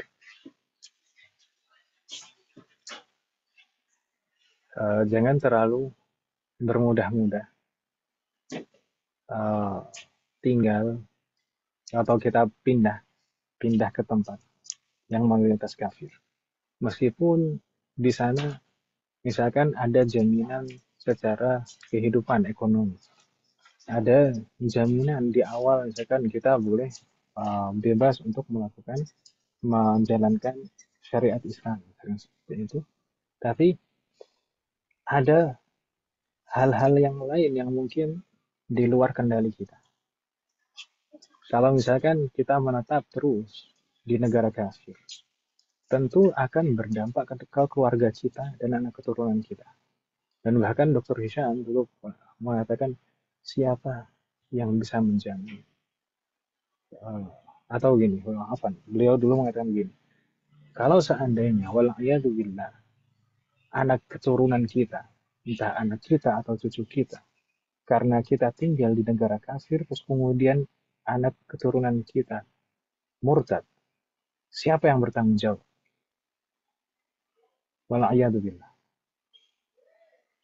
Dan dari orang Suriah yang saya ceritakan tadi juga, orang Suriah, Abu Abbas, Abu Abbas orang Suriah, yang dokter alumni Madinah yang ngajar di Bogor sekarang. Ketika ketemu itu juga cerita, dia punya teman sama-sama alumni Madinah, dokter alumni Madinah. Temannya ini ditawari setelah lulus itu langsung ditawari untuk menjadi imam di Amerika. Menjadi imam, bukan hanya kerja di tempat umum di kantoran seperti itu, tidak. Menjadi imam masjid di Amerika dengan tentu kalau biasanya di sana itu dengan jaminan kehidupan di sana. Nah, akhirnya diambil tawaran itu oleh temannya Abul Abbas tadi. Dan qadarullah wa syaa fa'al. Seiring dengan berjalannya waktu, yang dimana anak-anaknya tumbuh di sana, bergaul dengan anak-anak di sana, ternyata anaknya diceritakan oleh Abul Abbas, anaknya temannya itu menjadi pecandu narkoba. Wal'iyadzubillah. Jadi kita untuk kalau misalkan memang ada kebutuhan, memang betul-betul perlu, yaitu misalkan memang Allah mentakdirkan harus seperti itu, ya nggak masalah. Tapi kita jangan terlalu bermudah-mudah seperti itu. Jangan kita mungkin sebagian orang Indonesia itu kan suka produk, suka semua yang berbau luar negeri itu kan terlihat wah gitu kan. Ya, bahkan tinggal di luar negeri itu kelihatan keren ya kan, meskipun jadi TKI. Hafakanallah jami'an. Kalau Tapi ingin pindah ke Arab Saudi boleh nggak Ustaz? Boleh banget kan Ustaz? kalau Arab Saudi kan bukan negara kafir, Yang saya maksud tadi Mekah negara maksudnya. kafir. Ya, kalau misalkan, nah, nggak masalah cita-cita kita mau meninggal di Mekah atau di Madinah itu cita-cita yang mulia. Baik itu, nggak masalah. Tapi kalau misalkan pindah ke negara kafir, maka harus betul-betul dipertimbangkan dengan baik. Semoga Allah memberikan taufik kepada kita semua. Begitu ya, Bu Men? Meskipun istilahnya kuota hajinya lebih gampang gitu Ustaz, nggak boleh juga ya Ustaz ya. Nah, kalau misalkan berpindah domisili, itu bukan masalah haji saja, tapi betul-betul seluruh kehidupan kita dan anak keturunan kita. Gitu. Hmm. Ya, lingkungan itu pasti sangat mempengaruhi kehidupan kita.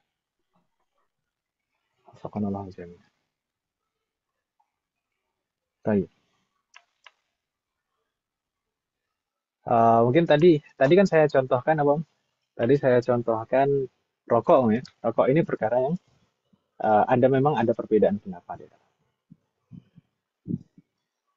Subhanallah. Orang ada Ustadz juga yang jualan rokok malah Ustaz ya. Ustadz yang Bagaimana? artis, Ustadznya jadi jualan rokok. Oh, ini ada sebaiknya kalau di luar negeri, di negara kafir, makan di resto yang berlogo halal. Nah, ini lebih aman. Jadi juga insya Allah ada jaminan kalau misalkan yang ada yang berlogo halal, gitu ya.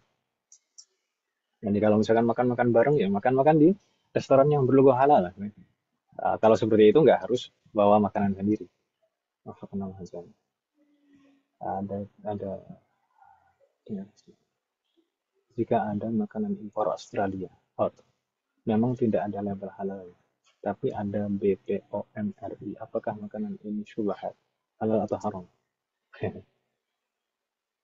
Wafakanallah jami'an. Kalau di dalam hadis Arba'in Nawawi itu gimana? Al halalu bayyin wal haramu bayyin. Innal halalu bayyin wa innal harama bayyin. Jadi halal itu jelas, haram itu jelas. Adapun di antara kedua hal itu adalah perkara syubhat. Ya kan, Mas? Nah, kalau di negara kita itu peredaran makanan itu ada peraturannya, ada sertifikat halalnya untuk untuk makanan-makanan di Indonesia. Dan seharusnya kalau perusahaan besar itu bukan sesuatu hal yang sulit untuk mendapatkan sertifikat halal dari MUI. Kalau BPOM RI itu tidak mengeluarkan sertifikat halal. Nah, yang mengeluarkan sertifikat halal itu adalah MUI. Maka ya, dan itu di negara kita adalah satu-satunya yang mengeluarkan sertifikat halal. Maka kalau eh, apa namanya makanan-makanan yang kita ragu, misalkan, ya namanya ragu itu berarti syubhat karena halal itu jelas, haram itu jelas. Kalau misalkan sesuatu yang meragukan itu namanya syubhat karena halal, haram, syubhat itu patokannya itu adalah individunya. Patokannya adalah individunya. Kalau semakin banyak ilmu seseorang, maka semakin jelas halal dan haram itu semakin jelas. Tapi kalau misalkan orang yang tidak tahu, maka perkara syubhat itu banyak sekali. Dan kalau syubhat itu maka lebih baik dihindari. Tapi kalau kita perhatikan dari bahan makanannya, misalkan, kalau di sini oat, oat itu kemungkinan besar tidak ada unsur haram, kecuali kalau pengolahannya dicampur-campur gitu ya. Tapi kalau oat saja, maka kemungkinan besar itu halal, ya kan, ya? Kemungkinan besar itu halal. Dan al aslu fil asya'i al halal memang. Hukum asal hukum asal eh, perkara itu halal. Hukum asal perkara itu halal. Tapi kalau misalkan kalau nggak ada unsur-unsur campurannya, nggak ada unsur-unsur campurannya diolah-olah, nggak ada campurannya seperti itu. Kalau yang diolah-olah mungkin kita perlu memastikannya. Tapi kalau outnya saja, kemungkinan besar itu halal.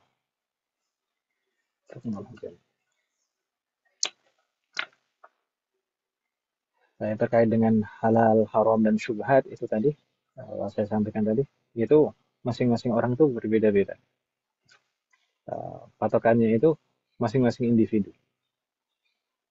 Nah, kalau semakin banyak belajar, maka akan semakin jelas halal dan haram. Syubhatnya sedikit. Jadi kalau misalkan belum banyak belajar, ya syubhatnya banyak. Maka solusinya ya harus banyak belajar.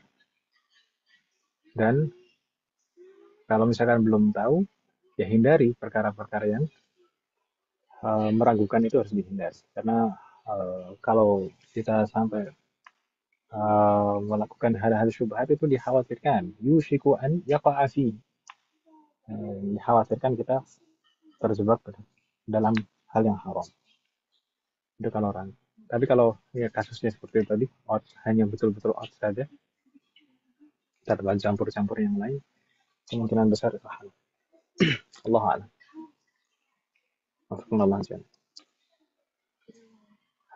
Sebenarnya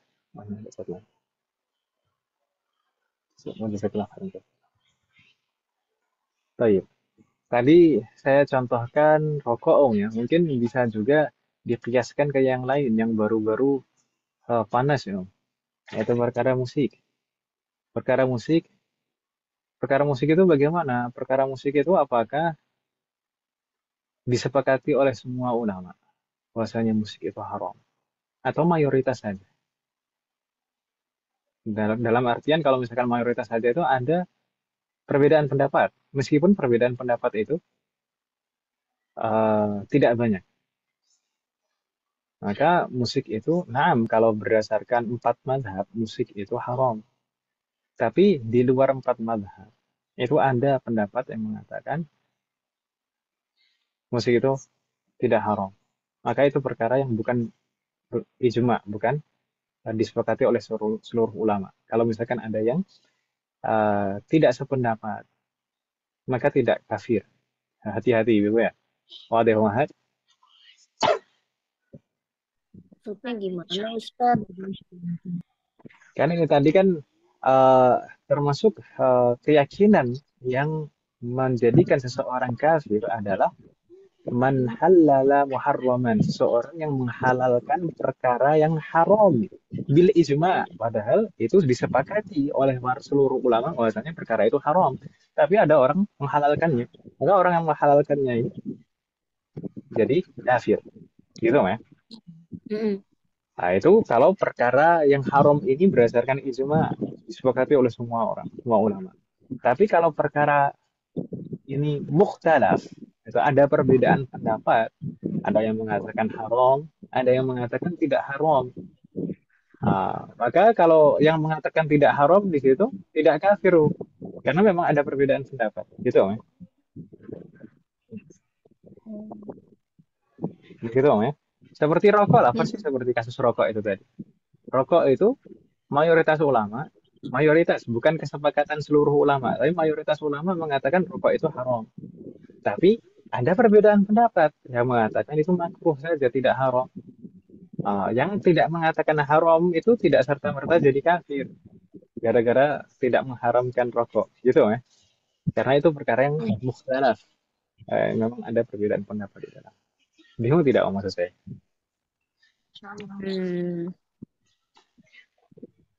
Jadi berarti banyak dong ya yang belum ijma. Perkara yang mukhtalaf itu jauh lebih banyak daripada yang mujma. Perkara yang mukhtalaf, yang ada perbedaan pendapat di dalamnya itu jauh lebih banyak dari perkara-perkara yang mujma alaih, yang disepakati oleh semua ulama. Bahkan para ulama itu ada kitab-kitab, beberapa ulama itu menulis kitab-kitab ijma itu hanya satu jilid gitu. Kitab-kitab yang membahas tentang ijma itu tidak tebal kitab-kitab yang membahas tentang perbedaan pendapat. Eh, Kitab-kitab ijma itu hanya satu jilid, satu jilid, satu jilid. Ijma itu tidak banyak. Perkara-perkara yang disepakati oleh seluruh ulama itu tidak banyak. Begitu Ibu Ben? Oh, ada Mahat. Tapi kalau kitab yang ikhtilaf banyak gitu Ustaz maksudnya. Maksudnya ikhtilaf itu perbedaan pendapat namanya. Nah, dan perbedaan pendapat itu memang sesuatu hal yang wajar. Iya, enggak maksudnya tadi kan Ustaz bilang kitab-kitab ijma itu lebih sedikit gitu kan. Dibahasnya Nah, satu-satu gitu. Berarti apa karena berarti kitab yang jumlah ikhtilaf lebih banyak permasalahan, maksudnya gitu Ustaz. jumlah permasalahan yang hukumnya itu disepakati oleh seluruh ulama itu jumlah permasalahannya tidak banyak. Hmm. Tidak sebanyak permasalahan-permasalahan yang ada perbedaan pendapat di dalamnya. Gitu ya? Ya, berarti ikhtilaf lebih banyak daripada Nah, ini. nah, dan itu sesuatu hal yang wajar. Makanya juga muncul madhab-madhab sejak zaman para sahabat sudah ada madhab itu. Memang ikhtilaf, perbedaan pendapat di dalam fikih itu sesuatu hal yang wajar. Kenapa kok wajar? Kenapa kok wajar? Karena kebanyakan an-nusus, kebanyakan dalil itu sifatnya dhanniyah. Oh, ini jadi bahas usul fikih. Malam-malam bahas usul fikih ini bingung nggak? Jadi nggak ngantuk Ustaz. Jadi kebanyakan dalil itu sifatnya dhanniyah. Dhanniyah itu bagaimana? Atau mungkin bahasa kita simpelnya itu multitafsir lah. Jadi dari sudut pandang yang berbeda, maka Gitu Ustaz ya. kesimpulannya berbeda. Gitu kan, Mas? Iya, iya. Zon nggak sih Ustaz itu berarti? Kebanyakan dalil itu seperti itu. Makanya kalau misalkan misalkan saja ini misalnya satu permasalahan yaitu sholat jamaah di masjid bagi laki-laki hukumnya apa? Maka di sana tidak ada ijma di sana. Oh, nggak Itu ada ya Ustaz? mukhtalaf. Yang mengatakan wajib itu mazhab Hambali. Selain mazhab Hambali mengatakan tidak wajib. Walaupun ada Kalau hadis ini. bahkan dalilnya sama, dalil hadisnya sama. Oh, beda tafsir. Yang mana? Yaitu ketika Rasulullah Shallallahu Alaihi Wasallam hendak membakar rumah salah seorang sahabat yang tidak datang ke jamaah, ya kan? Itu kan yang dijadikan dalil wajib kan itu. Justru dalil itu yang digunakan oleh mazhab Maliki bahwasanya ini tidak wajib. Kenapa? Buktinya Rasulullah nggak jadi bakar. Kalau memang betul-betul wajib, benar-benar dibakar itu. Padahal bisa jadi ngebakar itu bukan wajibnya Ustaz ya, tapi lebih pada kasihan kepada pribadi gitu kali Ustaz ya, kan bisa juga gitu kan? Ya, kalau di dalam mazhab Syafi'i, hukum sholat di masjid bagi laki-laki itu hukumnya apa, Om? Fardu kifayah. Fardu kifayah bukan fardu ain. Bukan fardu ain tapi fardu kifayah. Kalau misalnya satu kampung itu tidak ada yang sholat di masjid semuanya, maka dosa semuanya satu kampung. Tapi kalau ada yang mewakili sholat di masjid itu dan ada syiar di sana, maka itu sudah gugur kewajiban bagi yang. Tapi ala kulli hal, sholat berjamaah di masjid bagi laki-laki menurut semua mazhab itu lebih afdol daripada sholat di rumah. Semuanya sepakat seperti itu. Sholat jamaah yang paling afdol, sholat bagi laki-laki yang paling afdol bagaimana? Sholat jamaah di masjid. Semuanya sepakat seperti itu. Itu yang paling afdol. Hanya saja perbedaannya terkait dengan hukumnya. Hukum sholat jamaah di masjid bagi laki-laki itu hukumnya apa? Gitu ya? Pak Ustadz, akan berarti sholat berjamaah di masjid. Berarti ada 2 poin nih Ustadz ya, berjamaah dan di masjid. Kalau berjamaah di masjid? Kalau berjamaah di rumah dengan keluarga, itu kalau di dalam mazhab Syafi'i tidak mewakili. Kalau misalkan satu kampung nggak ada sama sekali laki-laki yang sholat di masjid, meskipun sholat jamaah di rumah, maka sama saja tetap berdosa. Dia harus dua Karena jamaah di situ harus menunjukkan syiar keislaman. Kalau misalkan tidak nampak sama sekali di kampung itu syiar keislaman dengan sholat di masjid, maka dosa semua di satu kampung. Gitu ya. Iya, Ustaz. Astagfirullah. Ya, sholat jamaah yang paling afdal di masjid. Nah, nggak masalah kalau misalkan sholat jamaah di rumah itu juga mendapatkan pahala jamaah, tapi pahala jamaahnya tidak sebesar jamaah di masjid. Gitu, Pak, Ibu ya. Iya. laki kan Ustaz ya. Nah, atau kalau misalkan mau jamaah 2 kali, suaminya, bapak-bapak, itu mau jamaah 2 kali nggak masalah. Jamaah di masjid dan jamaah di rumah nggak apa-apa. Selesai jamaah di masjid, kemudian jadi imam di rumah nggak apa-apa. Oh, boleh. Ya boleh. Pahalanya double banget ya Ustaz ya. Sholat yang kedua tetap niatnya itu tetap sholat fardu. Saya niat sholat fardu zuhur misalkan, atau sholat fardu maghrib sebagai imam misalkan. Tapi nanti pahalanya untuk sholat yang kedua itu pahalanya sholat sunnah, gitu ya. Tapi kalau nggak sholat di masjid nggak dihukumin munafik ya Ustadz ya? Enggak ya, Ya enggak lah.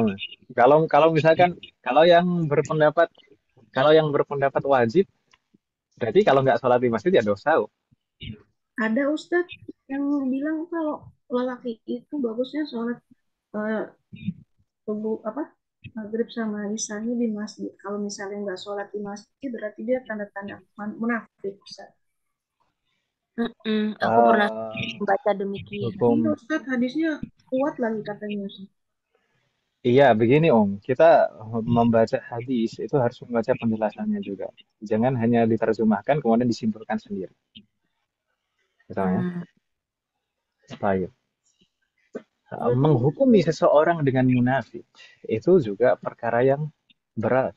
Seperti menghukumi seseorang dengan fasik dan kafir. Jadi tidak bisa sembarangan. Belum tentu seseorang yang ada ciri-ciri munafik itu langsung bisa kita katakan munafik, tidak bisa seperti itu. Gitu ya. Mungkin karena ada sebab-sebabnya, mungkin memang terkait dengan keyakinannya, terkait dengan keilmuannya, terkait dengan kondisinya, terkait dengan perkembangan zamannya. Di zamannya sudah banyak kemunduran seperti ini kan itu.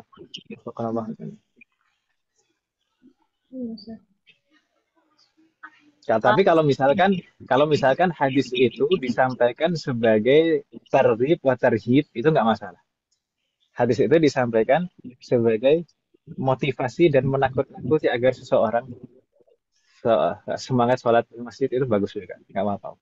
Tapi kalau misalkan disampaikan kemudian disimpulkan sendiri, lalu digunakan untuk menghukumi orang lain, maka itu tidak tepat.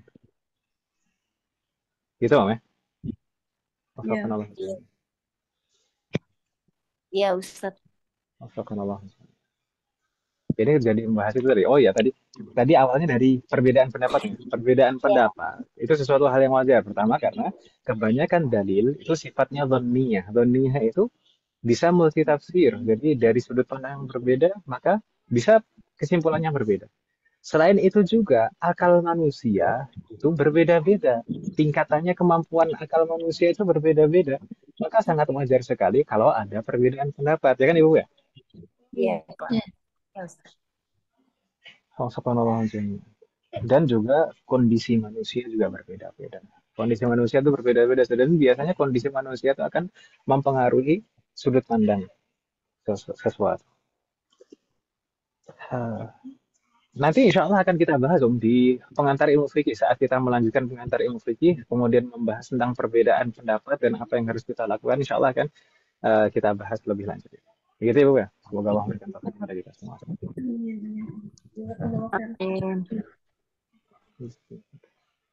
Afwan Ibu Sunan, ini sudah jam segini. Ini belum kita lanjutkan pembahasannya di kitab. Semoga Allah memberikan taufik kepada kita semuanya. Mungkin kita cukupkan dulu Mas sekalian. Semoga Allah memberikan kemudahan kepada kita untuk bisa melanjutkan di pertemuan yang akan datang. Ibu sekalian, di hari Senin yang akan datang, hari Senin itu hari raya. Iya, Ustaz. Ibu-ibu sekalian bagaimana? Ibu-ibu sekalian eh, mungkin mau bakar-bakar. Nyatet. Bakar apa? Libur dulu sama Ang. Ya biasanya kan kadang-kadang kalau Idul Adha itu musim bakar-bakar. Mungkin ibu sekalian mau Sibuk bakar-bakar. bakar sampah. Bakar sama. Nggak boleh sembarangan, Bu, bakar sampah. Iya. Ya, apalagi sampah masyarakat. Iya, Ustadz. Gimana baiknya aja, Ustadz? Mungkin kalau misalkan eh, pekan depan mungkin libur dulu tidak masalah ibu sekalian mungkin bagaimana? Ustaz, nggak apa-apa. Hmm. Baik, Tapi Ustadz. ya semoga di pertemuan berikutnya nanti kita betul-betul bisa melanjutkan belajar kita. Rencana saya untuk yang pembatal keislaman yang kelompok pertama ini yang keyakinan yang membatalkan keislaman ini kita selesaikan dengan cepat. Kemudian nanti kita akan berpindah sejenak ke Oke. pengantar ilmu fikih lagi. Gitu ya, Bu ya? Baik, Ustaz. Insyaallah. Iya, Ustadz. Mungkin kita cukupkan dulu mas sekalian. Semoga apa yang kita bahas dan pelajari malam hari ini bermanfaat dan barokah. Semoga Allah selalu memberikan taufik kepada kita semuanya untuk bisa mengamalkan setiap ilmu yang kita pelajari. Amin. Semoga Allah selalu memberikan kemudahan, keberkahan, kesabaran, keistiqomahan, serta keikhlasan dalam proses belajar kita. Semoga Allah selalu memberikan taufik dan hidayah kepada kita semuanya, dan demikian juga kepada orang-orang yang kita sayangi. Semoga Allah selalu melindungi kita semuanya dan juga orang-orang yang kita sayangi dimanapun berada. Jika di antara kita ada yang sakit atau kita atau keluarga kita ada yang sakit, semoga segera diberi kesembuhan oleh Allah Subhanahu wa Ta'ala. Semoga Allah menjadikan kita semuanya termasuk hamba yang saleh dan salihah dan bertakwa kepadanya. Semoga Allah menjadikan keluarga kita dan anak keturunan kita termasuk hamba yang saleh dan salih. Semoga telah dari mereka generasi ulama. Semoga Allah mengumpulkan kita bersama dengan keluarga kita dan anak keturunan kita di surga Firdaus. Semoga Allah selalu melindungi negara kita dan memperbaiki kondisi negara kita. Semoga Allah memberikan pemimpin yang terbaik untuk negara kita dan memperbaiki pemimpin-pemimpin kita. Semoga Allah mengampuni semua dosa-dosa kita, baik yang lalu maupun yang akan datang, baik yang kita lakukan secara sembunyi-sembunyi maupun terang-terangan, baik yang kita sadari maupun tidak kita sadari. Semoga Allah mengampuni semua dosa-dosa kita dan menerima semua amal ibadah kita. Semoga Allah mengampuni semua dosa orang tua kita dan guru-guru kita dan menerima semua amal ibadah mereka. Semoga Allah selalu memberikan keberkahan dalam setiap urusan kita, termasuk dalam ilmu, waktu, usia, dan keluarga kita. Semoga Allah selalu memberikan taufik kepada kita semuanya agar kita bisa senantiasa ridha, bersabar, dan bersyukur atas semua ketetapan dan ketentuan Allah Subhanahu wa Ta'ala.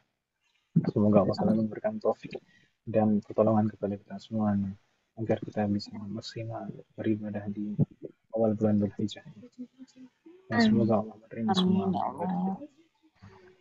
Semoga Allah memberikan kepada kita semuanya husnul khatimah. Amin. اللهم انصر إخواننا المسلمين المستضعفين والمجاهدين في فلسطين. اللهم انصر إخواننا المسلمين المستضعفين والمجاهدين في غزة. اللهم انصر إخواننا المسلمين المستضعفين والمجاهدين في رفح. اللهم انصرهم وأيدهم وقوهم واجمع كلمتهم ووحد صفوفهم. اللهم تقبل شهداءهم وارحم موتاهم واشف جريحهم وأطعم جياعهم واسق عطاشهم. اللهم كن لهم عونا ونصيرا. اللهم كن لهم عونا ونصيرا. اللهم كن لهم عونا ونصيرا. اللهم كن معهم ولا تكن عليهم يا رب العالمين. اللهم دمر ومزق وهدم وشتت اليهود الصهيونيين الغاصبين ومن نصرهم ومن عاونهم يا رب العالمين. آمين يا الله. صلى الله على نبينا محمد وعلى آله وصحبه أجمعين. سبحانك اللهم وبحمدك أشهد أن لا إله إلا أنت أستغفرك وأتوب إليك. والسلام عليكم ورحمة الله وبركاته. Waalaikumsalam warahmatullahi wabarakatuh. Jazakumullah khairan katsiran Ustaz. Barakallahu fikum. Waalaikumsalam.